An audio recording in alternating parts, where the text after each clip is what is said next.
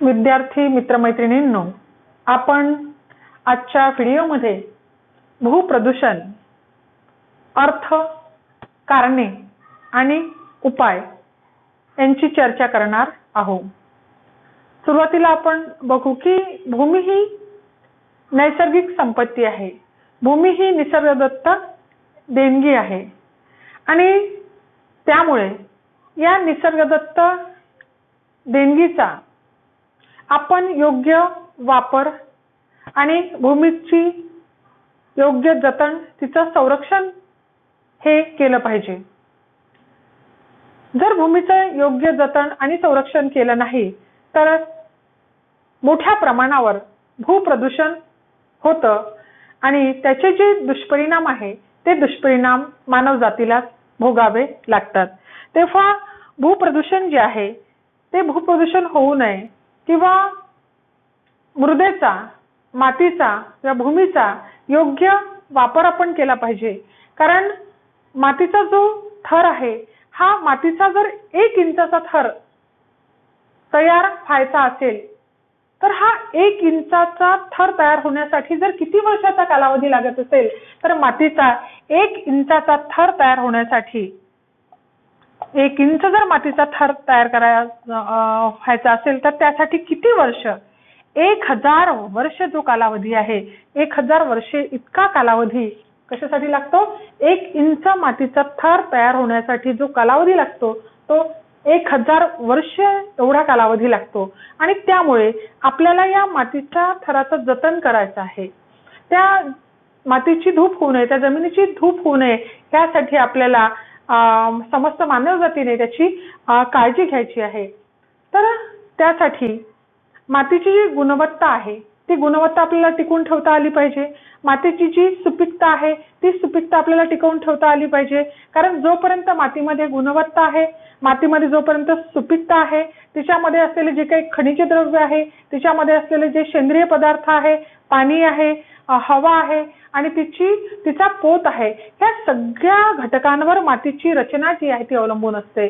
मातीमध्ये सेंद्रिय घटक, खनिज द्रव्ये, पाणी, हवा यांचं प्रमाण जे आहे ते प्रमाण जर योग्य असेल तर ती भूमी सुपीक जमीन असते किंवा सुपीक भूमी म्हणून ती जाणली जाते आणि तिच्यावर मोठ्या प्रमाणावर आपल्याला शेती उत्पादन किंवा अन्नधान्याचं उत्पादन जे आहे ते करता येतं। आणि म्हणून जमिनीचा जो पोत आहे, जमिनीची जी प्रत आहे किंवा जमिनीची जी गुणवत्ता आणि सुपीकता आहे ती टिकवून ठेवता आली पाहिजे। कारण त्यासाठी त्याशिवाय शेतीचा विकास होणार नाही आणि समस्त देशाला अन्नधान्य पुरवणारी जी भूमी आहे ते भूमीचं मध्ये होणारं जे उत्पादन आहे हे उत्पादन सुद्धा आपल्याला वाढवायचं असेल किंवा उत्पादन जे आहे ते आपल्या देशाला पुरेल एवढं करायचं असेल तर त्यासाठी भूमीची जी गुणवत्ता आणि सुपीकता आहे ते सुपीकता टिकवून ठेवणं ही प्रत्येक मानवाची नव्हे प्रत्येक घटकाची काय आहे जबाबदारी आहे। तर आपण साधारणपणे पाहतो की भारतामध्ये दरवर्षी मोठ्या प्रमाणामध्ये जमिनीची धूप होते। कारण याचं कारण काय की मोठ्या प्रमाणावर होणारी जंगलतोड झाल्यामुळे काय होते की जमिनीची जी धूप आहे ते धूप होते आणि त्यामध्ये जवळपास 8 कोटी टन माती जी आहे त्या मातीची धूप होताना आपल्याला दिसते। तसंच 1500 कोटी टन माती जी आहे ती दरवर्षी समुद्रामध्ये वाहून जाते। असा जर मातीचा क्षय होत गेला, अशी जर माती जी आहे त्या मातीचा ऱ्हास होत गेला तर देशामध्ये जमिनीची सुपीकता आणि जमिनीची जी गुणवत्ता जी आहे ती गुणवत्ता खालावल्याशिवाय राहणार नाही। आणि म्हणून आपल्याला भूमीचं जे प्रदूषण आहे ते प्रदूषण कमीत कमी कसं होईल किंवा भूमी जी आहे ती आपल्याला कशी गुणवत्तापूर्ण ठेवता येईल यासाठी प्रयत्नशील राहावं लागेल। तर आपण आजच्या या व्हिडिओमध्ये भूप्रदूषणाची जी कारणं आहे ती कारणं पाहणार आहोत आणि भूमी प्रदूषण नियंत्रण करण्यासाठी उपाययोजना पाहणार आहे। त्या अगोदर आपण भूमी प्रदूषण म्हणजे काय त्यासाठी आपण भूप्रदूषणाची व्याख्या जी आहे ती व्याख्या सुरुवातीला पाहू की भूप्रदूषण कशाला म्हणतात। तर साधारणपणे जेव्हा विघातक जी अपद्रव्ये असतात ती विघातक अपद्रव्ये मातीत सांडल्यामुळे मातीतील जी उत्पादक द्रव्ये आहेत ती उत्पादक द्रव्ये निघून जातात आणि त्यामुळे मातीच्या गुणवत्तेची आणि सुपीकतेची जी अवनती होते किंवा त्याची गुणवत्ता कमी होते, त्याला आपण काय म्हणतो, मातीचं प्रदूषण किंवा त्याला आपण मृदा प्रदूषण किंवा त्याला आपण भूप्रदूषण असं म्हणतो. तर हे जे मृदा प्रदूषण आहे, भूप्रदूषण आहे किंवा मातीचं प्रदूषण आहे, ते प्रदूषण का होतं, तर जेव्हा विघातक स्वरूपाची जी अपद्रव्ये असतात ती अपद्रव्ये मातीत सांडतात आणि मातीतच सांडल्यामुळे मातीतील जी उत्पादक द्रव्य आहे ते उत्पादक द्रव्ये नष्ट होतात, ते निघून जातात आणि त्यामुळे मातीतील जी गुणवत्ता आहे, ती मातीतील जी सुपीकता आहे, ती सुपीकता नष्ट होऊन भूप्रदूषण, मृदा प्रदूषण घडून येतं. तर ही व्याख्या जी आहे ती आपल्याला भूप्रदूषणाची आपण पाहिली. यानंतर आपण पाहू की भूमीचं जे प्रदूषण होतं त्याची कोणकोणती कारणं आहेत. तर भूमी प्रदूषणाची जी विविध कारणं आहेत त्यातलं पहिलं कारण आहे लोकसंख्या विस्फोट. लोकसंख्या जी आहे ती दिवसेंदिवस देशाची लोकसंख्या आपण पहिलं वाढत जात आहे. जगाची लोकसंख्या दरवर्षी 8.6 कोटीने वाढते, तर भारताची लोकसंख्या आहे ती जवळपास दरवर्षी सरासरीने 2 कोटीने वाढताना आपल्याला दिसून येते. आता ही लोकसंख्या जी आहे ती लोकसंख्येच्या विस्फोटाची स्थिती आज आपल्या देशामध्ये निर्माण झालेली आपल्याला दिसून येते की 2001 मध्ये 102 कोटी लोकसंख्या होती, 2011ला 121 कोटी लोकसंख्या होती, म्हणजे आज ती लोकसंख्या 130 कोटीच्या वर गेलेली आपल्याला दिसते. म्हणजे सातत्याने लोकसंख्येमध्ये होणारी जी वाढ आहे तर ही लोकसंख्येच्या विस्फोटाची स्थिती आज आपल्या देशामध्ये निर्माण झालेली आहे. जन्मदर जास्त आहे त्या तुलनेने मृत्यूदर जो आहे तो कमी आहे आणि त्यामुळे लोकसंख्या वाढीचा दर जो आहे तो जास्त आहे. जसजशी लोकसंख्या वाढत जाईल तसतसे त्यांच्या निवासाचा प्रश्न निर्माण होतो, त्यानंतर त्यांच्या रोजगारीचा प्रश्न निर्माण होतो आणि अशा वेळी जे काही त्यांच्या दैनंदिन गरजा आहे त्या भागविण्याच्या दृष्टिकोनातून, निवासाचा प्रश्न सोडवण्याच्या दृष्टिकोनातून किंवा रोजगाराच्या दृष्टिकोनातून जेव्हा ही जी लोकसंख्या आहे हे वेगवेगळ्या शहरामध्ये जाते तेव्हा त्या ठिकाणी निवासाची व्यवस्था नसेल तर गलिच्छ ज्या वस्त्या त्या गलिच्छ वस्त्यांमध्ये झोपडपट्ट्यांमध्ये त्यांना निवास करावा लागतो आणि सोबतच जसजशी लोकसंख्या वाढत जाईल तसतसा जो घरगुती जो कचरा आहे तो कचरा मोठ्या प्रमाणामध्ये बाहेर पडतो आणि त्यामुळे काय होतं की भूमीचं जे प्रदूषण आहे ते मोठ्या प्रमाणावर होतं. मलमूत्र आहे, सांडपाणी आहे, त्यानंतर घरातून निघणारे जो घनकचरा आहे, या सर्व ज्या गोष्टी आहे त्या बाबी मोठ्या प्रमाणामध्ये मातीत मिसळतात आणि त्यामुळे मोठ्या प्रमाणावर भूमीचं प्रदूषण होताना आपल्याला दिसतं. इंधन आहे, खनिजे आहे, ऊर्जा आहे, अन्नधान्य आहे, लाकूड आहे इत्यादींचा वापर जो आहे तो वापर लोकसंख्या वाढल्यामुळे मोठ्या प्रमाणावर वाढतो आणि परिणामी भूप्रदूषणात जे आहे ते भूप्रदूषणामध्ये वाढ होताना आपल्याला दिसून येते. तर अशा प्रकारे पहिलं कारण आपण पाहिलं भूप्रदूषणाचा लोकसंख्येचा विस्फोट. त्यानंतर वाढते औद्योगिकरण. आपण पाहिलं की इंग्लंडमध्ये औद्योगिक क्रांती झाल्यानंतर संबंध जगामध्ये औद्योगिकरणावर भर देण्यात आला. औद्योगिक क्रांती जी आहे ती घडून आली. आपल्या देशामध्ये सुद्धा दुसऱ्या पंचवार्षिक योजनेमध्ये औद्योगिकरणावर भर देण्यात आली आणि त्यामुळे मोठ्या प्रमाणावर देशामध्ये मोठमोठे उद्योगधंदे उभे राहिले. त्यासाठी नवनवीन यंत्रसामग्री देशामध्ये आली, नवनवीन तंत्रज्ञान देशामध्ये आलं आणि त्यामुळे हे जे उद्योगधंदे आहेत ते उभे करण्यासाठी, कारखाने उभे करण्यासाठी, मोठमोठ्या इमारती उभ्या करण्यासाठी जमिनीचा वापर करण्यात आला, जंगलतोड करण्यात आली आणि जेव्हा हे कारखाने उभे राहिले तेव्हा कारखान्याच्या साठी तर जमीन वापरल्या गेलीच, परंतु कारखान्याच्या आजूबाजूची जी जमीन आहे ती जमीन सुद्धा त्या कारखान्यातून निघणाऱ्या अवशिष्टामुळे, टाकाऊ पदार्थामुळे, त्यातील निघणाऱ्या रासायनिक पदार्थामुळे जे काही पाणी आहे त्यातून निघणारं ते पाणी आणि रासायनिक द्रव्यामुळे मोठ्या प्रमाणावर भूमीचं जे प्रदूषण आहे ते प्रदूषण झालेलं आपल्याला दिसून येतं.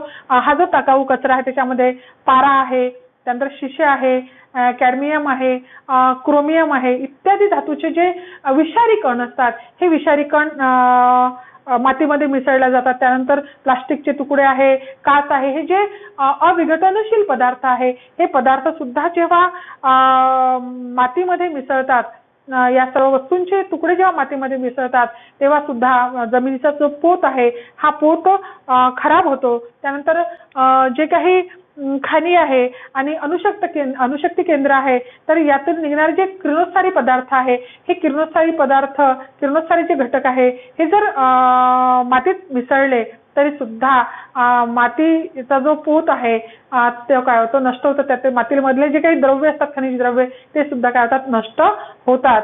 त्यातले जे काही जैविक घटक आहे ते सुद्धा या किरणोत्सारी पदार्थामुळे नष्ट होतात आणि त्यामुळे वाढत्या औद्योगिकरणामुळे सुद्धा मोठ्या प्रमाणावर भूमीचं जे प्रदूषण आहे ते निर्माण झालेलं आपल्याला दिसून येतं. त्यानंतर खाण उद्योगातील टाकाऊ पदार्थ आपण विकास प्रक्रियेमध्ये वेगवेगळे जे खनिज आहे लोखंड आहे कोळसा आहे किंवा अन्य जे खनिज द्रव्य आहे त्या खनिजांचा वापर करण्यासाठी जे खाण उद्योग आहे या खाण उद्योगामध्ये जेव्हा ती खनिजे काढली जातात तेव्हा खनिजांसोबत अनेक जे टाकाऊ पदार्थ आहे त्याच्यात ते सुद्धा निघतात आणि त्यामुळे धूळ आहे आणि हे जे टाकाऊ पदार्थ आहे याचे मोठमोठे ढीग जे आहे ते त्या खाण उद्योगामध्ये किंवा खाण उद्योगाच्या परिसरामध्ये निर्माण होतात आणि त्यामुळे त्या परिसरातील जी काही शेती आहे जे काही पीक आहे ते पीक त्या धुळीमुळे किंवा त्या कारखान्यातून निघणारे जे काही इतर टाकाऊ पदार्थ आहे त्या टाकाऊ पदार्थामुळे त्या जमिनीची पत किंवा पोत जो आहे प्रत जी आहे ती काय होते नष्ट होते. त्यातील पीक जे आहे ते पिकं खराब होतात आणि ती भूमी जी आहे ती भूमी सुद्धा प्रदूषित होते आणि त्यामुळे खाण उद्योगातील जे काही टाकाऊ पदार्थ आहे त्या टाकाऊ पदार्थामुळे सुद्धा भूमी प्रदूषण जे आहे ते झालेलं दिसून येतं. त्यानंतर घरगुती व नागरी कचरा घरातून निघणारा जो घन कचरा आहे त्यात काच आहे रबर आहे प्लास्टिक आहे पॉलिथिन बॅग आहे किंवा सडलेलं कुजलेला अन्नपदार्थ आहे किंवा इलेक्ट्रॉनिक्सच्या ज्या वस्तू आहे त्यातून निघणारा जो काही ई कचरा आहे तर ह्या सगळ्या ज्या गोष्टी आहे तो घरगुती कचरा आणि संपूर्ण शहरातून निघणारा जो नागरी कचरा आहे तर या कचऱ्याची योग्य विल्हेवाट होत नाही. बरेचदा जर योग्य व्यवस्थापन त्याचं केलं नाही तर रस्त्यावर ते कुठंच इतस्ततः पडलेली आपल्याला दिसते किंवा कुठेही शहराबाहेर बरेचदा लोक कचरा जो आहे तो नेऊन टाकतात आणि मग हा कचरा जो आहे बरेचदा हा वाऱ्याद्वारे इतस्ततः पसरतो बरेचदा शेतजमिनीवर तो पसरतो आणि त्यामुळे सुद्धा काय होतं की जमीन जी आहे त्या जमिनीची जी सुपीकता आहे किंवा गुणवत्ता जी आहे ती गुणवत्ता नष्ट होते ती खालावते आणि त्यामुळे सुद्धा भूप्रदूषण जे आहे ते भूप्रदूषण मोठ्या प्रमाणावर घडून येते. तेव्हा घरगुती जो कचरा आहे किंवा मोठमोठ्या शहरांमधून निघणारा जो कचरा आहे त्याची योग्य विल्हेवाट लावली पाहिजे. हा कचरा जो आहे तो अगदी शहराच्या बाहेर एखादे नापीक किंवा बंजर जमीन असेल जी उपजाऊ जमीन असेल तर अशा जमिनीमध्ये मोठ्या प्रमाणामध्ये जर आपण खड्डे केले खोल खणून तर त्याच्यामध्ये त्या कचऱ्याची योग्य विल्हेवाट लावता येऊ शकते किंवा काही कचरा जर असेल तर तो कचरा त्याचं रिसायकलिंग ज्याला म्हणतो ते प्लास्टिक आहे काच आहे याचं जर रिसायकलिंग केलं पुनर्चक्रीकरण केलं तर त्याचं नवीन वस्तू जी आहे त्यापासून निर्माण होऊ शकतात आणि तो कचरा जो आहे तो कचरा योग्य विल्हेवाट सुद्धा त्यामुळे लावल्या जाऊ शकते. तर हा जो कारण आहे घरगुती आणि नागरी कचऱ्याची योग्य विल्हेवाट न लावल्यामुळे सुद्धा भूप्रदूषण निर्माण झालेलं आपल्याला दिसून येतं. त्यानंतर कृषीजन्य कचरा शेतीमध्ये जो काही टाकाऊ वस्तू असतात तर त्या टाकाऊ वस्तूंना आपण कृषीजन्य कचरा असं म्हणतो. तर भारतामध्ये दरवर्षी जवळपास 28 टन कृषीजन्य कचरा निघतो. भारतामध्ये दरवर्षी 28 टन कृषीजन्य कचरा जो आहे तो कृषीजन्य कचरा निघतो. तर या कृषीजन्य कचऱ्याची योग्य विल्हेवाट ही लावली गेली पाहिजे. हा जर कृषीजन्य कचरा काही प्रमाणामध्ये वापरला जातो या कृषीजन्य कचऱ्याचा पशुखाद्य म्हणून वापर होतो. झोपड्या ज्या आहेत त्या झोपड्या बांधण्यासाठी याचा वापर केला जातो. कागद निर्मितीसाठी याचा वापर केला जातो आणि काही जो कचरा आहे त्याचं कंपोस्ट खत निर्मितीसाठी वापर केला जातो. परंतु असं असलं तरी सुद्धा 5 कोटी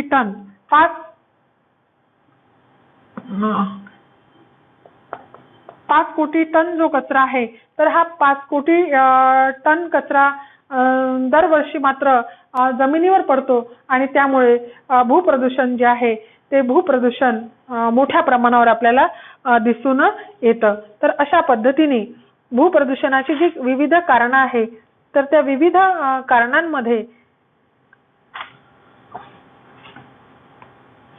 विविध जी कारणं आहेत त्या विविध कारणांमध्ये कृषीजन्य जो कचरा आहे त्या कचऱ्याची योग्य विल्हेवाट लावणं, इथे 28 कोटी टन जो कृषीजन्य कचरा आहे, या कृषीजन्य कचऱ्याचं योग्य विल्हेवाट लावत असताना जो काही 5 कोटी टन कचरा जो आहे तो जमिनीवर जो पडतो, त्या जमिनीवर पडल्यामुळे सुद्धा भूमीचं काय होतं, प्रदूषण होतं. तर या 5 कोटी टन कचऱ्याची सुद्धा योग्य विल्हेवाट जी आहे तो विल्हेवाट लावणं गरजेची आहे. त्यामुळे सुद्धा भूमीचं जे प्रदूषण आहे ते प्रदूषण निर्माण झालेलं आपल्याला दिसून येतं. कारण हा कृषीजन्य कचऱ्यामध्ये विविध रासायनिक पदार्थ असतात. त्यानंतर कीटकनाशक जे आहे ते कीटकनाशक वापरल्यानंतर त्याचे उरलेले जे प्लास्टिक्स असतील किंवा त्याचे काही बॉटल्स असतील, तर ह्या सगळ्या गोष्टीची योग्य विल्हेवाट जी आहे ती विल्हेवाट लावल्या गेली पाहिजे. अन्यथा त्यामुळे भूमी प्रदूषण जे आहे ते भूमी प्रदूषण मोठ्या प्रमाणावर होऊ शकतो आणि जी उपजाऊ जमीन आहे त्या उपजाऊ जमिनीचा सुपीकता जी आहे ती सुपीकता कमी होऊ शकते. त्या दृष्टिकोनातून कृषीजन्य कचरा हा सुद्धा भूप्रदूषणाला कारणीभूत असलेला आपल्याला दिसून येतो. त्या भूप्रदूषणासाठी कारणीभूत असलेला पुढचा जो घटक आहे तो घटक म्हणजे किरणोत्सारी घटक. किरणोत्सारी घटकामुळे सुद्धा भूमीचं प्रदूषण मोठ्या प्रमाणावर होतं. बरेचदा खाणी आणि अणुशक्ती केंद्रामधून जे काही किरणोत्सारी घटक निघतात आणि ते घटक नंतर जेव्हा मातीत मिसळले जातात, तेव्हा मातीत मिसळल्यानंतर त्या भूमीवर असणाऱ्या ज्या वनस्पती आहे त्या वनस्पती या किरणोत्सारी घटकांमुळे किंवा पदार्थामुळे नष्ट होताना दिसतात.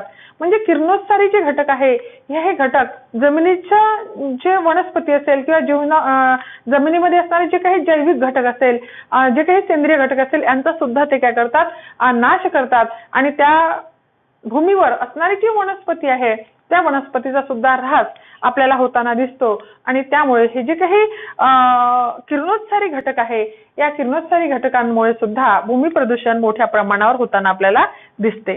त्यानंतर पुढचा घटक आहे जंगल कटाई. आपण पाहतो की सातत्याने वाढत जाणारं औद्योगिकरण आहे. सोबतच घर बांधणीसाठी, रेल्वे वाहिनीसाठी, जहाज बांधणीसाठी, फर्निचरसाठी आणि बरेचदा जळाऊ लाकडासाठी सुद्धा मोठ्या प्रमाणावर वृक्षतोड जी आहे ती केली जाते आणि ही वृक्षतोड केल्यामुळे जमीन जी आहे ती उघडी पडते आणि त्यामुळे येणारा पाऊस, जोराचा येणारा वारा यामुळे जी माती आहे ती माती वाहून जाते किंवा मातीचा जो वरचा थर आहे तो थर वाहून जातो आणि त्यामुळे काय होतं की भूमीचं जे प्रदूषण आहे किंवा भूमीची जी क्षरण आहे ते क्षरण होतं आणि भूमी प्रदूषण जे आहे ते झालेलं आपल्याला दिसून येते. तर जंगल कटाई जी आहे ही जंगल कटाई आपण पाहतो दिवसेंदिवस वाढते आहे. कारण कारखान्यांची निर्मिती होते आहे, उद्योगधंद्यांची निर्मिती होते आहे, मोठमोठ्या इमारती, मोठमोठे मॉल्स, मोठमोठे ऑफिसेस जे आहे ते उभे राहतात आहे आणि त्यामुळे जी जंगलं आहे ते जंगलं आज नष्ट होताना आपल्याला दिसतंय आणि त्यामुळे जंगल कटाई हा सुद्धा भूमी प्रदूषणाचा एक कारण आपल्याला सांगता येईल. त्यानंतर समुद्राचे पाणी.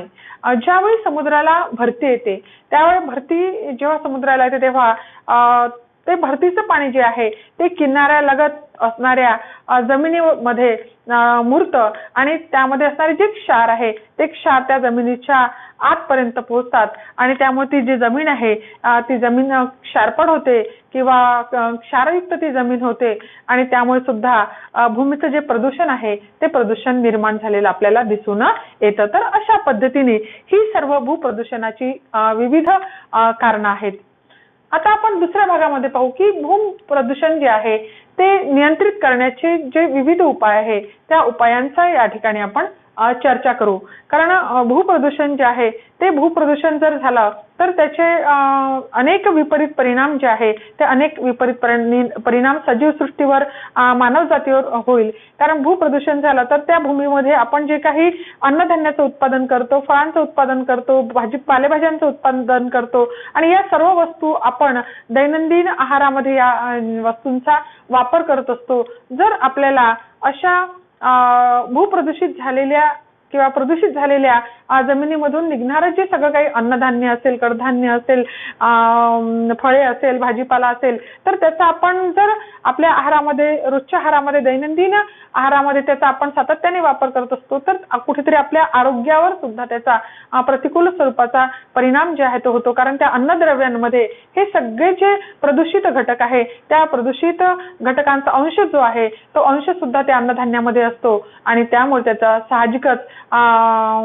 सजीव सृष्टीवर आणि मानवावर जो आहे तो विपरीत परिणाम झालेला आपल्याला दिसून येतो. तर भूप्रदूषित नियंत्रण करणे हे अतिशय महत्वाची बाब आहे किंवा ती आज काळाची गरज आहे. कारण आपलं आरोग्य जर आपल्याला सुदृढ ठेवायचं असेल, आपलं आरोग्य जर आपल्याला निरोगी ठेवायचं असेल, तर त्यासाठी भूप्रदूषण नियंत्रित करणं गरजेचं आहे. तर भूप्रदूषण कमी करण्याचे जे उपाय आहेत त्या उपायांमध्ये आपण पहिला उपाय पाहू. रासायनिक खते व कीटकनाशकांचा जो वापर आहे त्या वापरावर नियंत्रण ठेवणं गरजेचं आहे. आपण पाहिलं की आपण पूर्वी नैसर्गिक शेती करायचो, सेंद्रिय शेती करायचो, परंतु अन्नधान्याचा दुष्काळ मोठ्या प्रमाणावर पडायला लागला. कारण लोकसंख्या सातत्याने वाढत जाणारी, मात्र अन्नधान्याचं उत्पादन जे आहे ते जर कमी झालं तर मग वाढणाऱ्या लोकसंख्येच्या उदरभरणाचा प्रश्न जो आहे तो निर्माण होतो आणि त्यामुळे त्याला एक अन्नधान्याचे उत्पादन वाढ व्हावी म्हणून हरित क्रांती जी आहे ती हरित क्रांती घडून आली. 1960च्या दशकामध्ये म्हणजे 1965-66च्या दरम्यान हरित क्रांतीला सुरुवात झाली आणि हरित क्रांती म्हणजेच शेती क्षेत्रामध्ये घडून येणारी ती क्रांती आहे. त्यामध्ये शेती क्षेत्रामध्ये आमूलाग्र स्वरूपाचे जे बदल आहे ते उत्पादन प्रक्रियेमध्ये झालेले आपल्याला दिसतात. नवनवीन बी बियाणे, नवनवीन खते, नवनवीन कीटकनाशके, नवनवीन तंत्रज्ञान जे आहे ते शेती क्षेत्रामध्ये वापरल्या गेलं. परंतु झालं काय की शेती क्षेत्रामध्ये हे जे नवनवीन तंत्रज्ञान आहे याचा वापर करत असताना, नवनवीन बियाणे आहे, कीटकनाशके आणि खतांचा वापर करत असताना वाजवी प्रमाणामध्ये त्याचा वापर न होता बरेचदा त्याचा अतिरेकी स्वरूपाचा वापर झाला आणि त्यामुळे काय झालं की जमिनीमधले जे काही जैविक घटक होते, जे काही सेंद्रिय घटक होते किंवा पिकाच्या पोषणासाठी असणारे जे विविध घटक आहे त्या घटकांचा ऱ्हास झाला आणि जमीन जी आहे आपली तिचा कस जो आहे तो कस कमी झाला, तिची सुपीकता कमी झाली आणि म्हणून रासायनिक खतांचा आणि कीटकनाशकांचा जो वापर आहे हा आपण उचित प्रमाणामध्ये, वाजवी प्रमाणामध्ये, आदर्श प्रमाणामध्ये केला पाहिजे जेणेकरून आपल्या जमिनीची गुणवत्ता आणि सुपीकता जी आहे ती कायम राहील आणि भूप्रदूषण जे आहे ते होणार नाही. आणि म्हणून पहिला उपाय आहे रासायनिक खते व कीटकनाशकांचा जो वापर आहे त्या वापरावर नियंत्रण ठेवणं गरजेचं आहे. त्यानंतर दुसरा उपाय आहे औद्योगिक आणि नागरी कचऱ्याची विल्हेवाट. तर जे काही उद्योगधंद्यांमधून जो काही टाकाऊ पदार्थ निघतात, विविध घटक या उद्योगांमधून निघत असतात, तर त्या घटकांची, त्या औद्योगिक कचऱ्याची आणि नागरी कचऱ्याची म्हणजे घरगुती वापरातून जे काही दैनंदिन वापरातून जे विविध घटक कचऱ्याच्या स्वरूपामध्ये निघतात तर त्या सर्व घटकांची विल्हेवाट जी आहे ती योग्य प्रकारे लागली पाहिजे. रबर आहे, काच आहे, लाकूड आहे, प्लास्टिक आहे, अशा अनेक इलेक्ट्रॉनिकच्या ज्या वस्तू आहे तर त्या वस्तूंमधून निघणारा जो कचरा आहे, कचरा, या सर्व कचऱ्याची योग्य विल्हेवाट जी आहे ते योग्य विल्हेवाट लावली पाहिजे. रबर असेल, टायर असेल, काच असेल तर याचं पुनर्चक्रीकरण जे आहे ते पुनर्चक्रीकरण करून नवीन वस्तू त्याच्या तयार करता आल्या पाहिजे. आणि म्हणून कचऱ्यांची योग्य विल्हेवाट जी आहे आणि ज्याचं विघटन होत नाही किंवा ज्याचं पुनर्चक्रीकरण करत नाही असा जो कचरा आहे तो कचरा अगदी ज्याला आपण पडित जमीन म्हणू किंवा जी जमीन लागवडी योग्य नाही अशा जमिनीमध्ये कुठेतरी खोल असे खड्डे खणून त्याच्यामध्ये जर त्या कचऱ्याची योग्य विल्हेवाट केली तर भूप्रदूषण जे आहे ते होणार नाही. आणि म्हणून औद्योगिक किंवा उद्योगामधून निघणारा कचरा आणि घरगुती वापरातून दैनंदिन जीवनामध्ये निघणारा जो कचरा याची योग्य विल्हेवाट केली तरी सुद्धा भूप्रदूषण जे आहे ते नियंत्रित होईल. त्यानंतर माती खोदण्यावर प्रतिबंध. वापरासाठी बरेचदा माती ही खोदली जाते किंवा वीट भट्टी ज्या ठिकाणी असते तिथे सुद्धा मोठ्या प्रमाणावर माती खणून त्यापासून ती त्यावर प्रक्रिया करून विटाची निर्मिती केली जाते. तर अशा माती जर खोदल्या गेल्या तर मातीचा जो वरचा थर आहे, आपण पाहिलं की वरचा जो 7 इंचाचा थर आहे हा पिकाच्या पोषणासाठी किंवा अन्नधान्याच्या उत्पादनासाठी अतिशय उपयुक्त असतो. तर अशा वेळी हे जी माती खोदण्याच्या प्रक्रियेवर प्रतिबंध जो आहे तो शासकीय पातळीवर लावला गेला पाहिजे, जेणेकरून भूमीचं जे आहे ती मातीचा जो थर आहे त्याला आपण उत्पादक तो थर असतो तर तो थर कायम राहील आणि भूप्रदूषण होणार नाही. त्यानंतर डोंगर खोदण्यावर भर. काय होतं बरेचदा की रस्ते निर्मिती करत असताना किंवा रेल्वे मार्ग तयार करत असताना मोठ्या प्रमाणावर भराव द्यावा लागतो. तर हा भराव देत असताना जी डोंगर आहेत ती डोंगर खणली जातात. तर या डोंगर खणण्यावर सुद्धा प्रतिबंध दिला पाहिजे, कारण वेगाने वाहणारा वारा असेल, पाऊस असेल तर डोंगरामुळे त्याचं संरक्षण होतं आणि त्यामुळे जमिनी जे आहे जमिनीची जी माती आहे ती माती वाहून जात नाही, जमिनीचं क्षरण होत नाही आणि त्यामुळे डोंगर खोदण्यावर सुद्धा प्रतिबंध जे आहे ते प्रतिबंध घातले गेले तर भूप्रदूषण जे आहे ते कमी होईल. त्यानंतर सिमेंटच्या विटा वापरण्यावर भर. आपण बघितलं की मातीचा वापर जर विटांच्या निर्मितीसाठी केला तर मातीचा थर जो आहे तो कमी होतो. 1 इंचाचा थर तयार करण्यासाठी 1000 वर्षे लागतात. तर अशा वेळी अशी जी अमूल्य अशी माती आहे, मूल्यवान जी माती आहे तिचा वापर विटांच्या निर्मितीसाठी न करता जर आपण घर बांधणीसाठी किंवा अन्य कारखाने असेल इमारती बांधणीसाठी जर सिमेंटच्या विटा वापरल्या तर काय होईल की भूमी प्रदूषण जे आहे ते कमी होईल. त्यानंतर वायू आणि जल प्रदूषणाला आळा. वायू आणि जल प्रदूषणामुळे सुद्धा मोठ्या प्रमाणावर भूप्रदूषण घडून येतं, कारण जे काही कारखान्यातून निघणारे विषारी घटक असतात, विषारी वायू असतात, त्यानंतर सांडपाणी असतं, तर हे सर्व ज्यावेळी जमिनीमध्ये सोडलं जातं तर किंवा पाण्याच्या स्रोतामध्ये सोडलं जातं तेव्हा त्या पाण्याचा जो स्रोत आहे तो पाण्याच्या स्रोतामध्ये सुद्धा तो पाण्याचा स्रोत प्रदूषित होतो आणि तेच पाणी जेव्हा आपण आपल्या पिकाला देतो किंवा त्या भूमीला आपण देत असतो तेव्हा ती भूमी सुद्धा त्या विषारी द्रव्यांमुळे, त्या टाकाऊ घटकांमुळे नापीक किंवा तिचा पोत जो आहे तो कमी होतो किंवा ती भूमी कशी होते प्रदूषित होते. तेव्हा वायू आणि जल प्रदूषणाला सुद्धा आळा जो आहे तो आळा घातला तर भूप्रदूषण कमी होईल. त्यानंतर खारपट जमिनीची सुधारणा. आपण पाहिलं की समुद्राला जेव्हा भरती येते तेव्हा समुद्रालगतची जी जमीन आहे ती समुद्रातील पाण्याच्या क्षारामुळे खारपट स्वरूपाची होते. तर ही जी खारपट स्वरूपाची जमीन आहे समुद्रालगतची तर ही सुधारण्यासाठी जिप्सम, पाणी आणि रासायनिक खत जे आहे याचा जर योग्य वापर केला तर या जमिनीचा पोत जो आहे तो सुधारू शकतो, गुणवत्ता सुधारू शकते, तिची सुपीकता वाढवता येऊ शकते आणि म्हणून खारपट जमिनीची सुधारणा केल्यास ती जमीन लागवडी योग्य होऊ शकते, शेती करण्यालायक ती होऊ शकते आणि भूप्रदूषण कमी होऊ शकतं. त्यानंतर कचऱ्याचा गॅस निर्मितीसाठी वापर.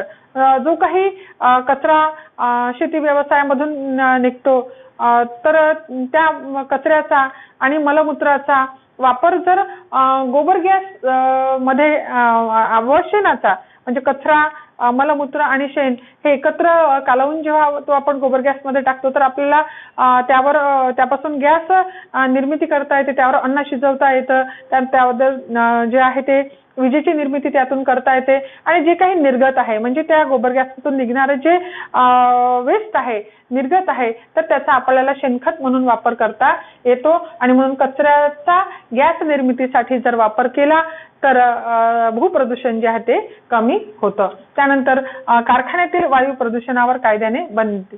कारखान्यामधून जे काही धूर निघतो तो धूर जेव्हा वातावरणामध्ये पसरतो तेव्हा मोठ्या प्रमाणावर वायू प्रदूषण जे आहे ते वायू प्रदूषण घडून येतं. तर कारखान्यामधलं हे वायू प्रदूषण जर झालं तर आजूबाजूचे जे काही शेतामधील पिकं असेल किंवा त्या वायूमुळं भूमी जी आहे ती भूमी सुद्धा प्रदूषित होते. तर अशा वेळी कारखान्यातून जे काही वायू निघते तर त्याच्यावर सुद्धा बंदी आली पाहिजे किंवा त्याची योग्य व्यवस्था जी आहे ती कारखानदारांनी लावल्या गेली पाहिजे आणि त्यासाठी शासकीय कडक नियम जे आहे ते नियम असलेही पाहिजे आणि त्याची अंमलबजावणी जी आहे ती अंमलबजावणी सुद्धा काटेकोरपणे झाली पाहिजे. त्यानंतर खनिजांसाठी खोदलेल्या जमिनीची योग्य व्यवस्था करावी.